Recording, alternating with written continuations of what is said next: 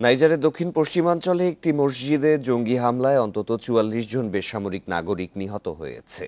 এই ঈদে জামা জুতো অ্যাক্সেসরিজের ডিসকাউন্ট। শুক্রবারের এই হামলায় আহত হয়েছেন ১৩ জন। শনিবার এই তথ্য নিশ্চিত করেছে দেশটির প্রতিরক্ষা মন্ত্রণালয়। এই হামলার ঘটনায় নিহতদের প্রতি শ্রদ্ধা জানাতে ৩ দিনের শোক ঘোষণা করেছে দেশটির সরকার। প্রতিরক্ষা মন্ত্রণালয় এক বিবৃতিতে জানিয়েছে, শুক্রবার কোকোরো শহরের একটি মসজিদ ঘিরে নামাজরত মুসল্লিদের ওপর হামলা চালায় হামলাকারীরা। পরে একটি বাজার ও কয়েকটি বাড়িঘরে আগুন ধরিয়ে দেয় তারা।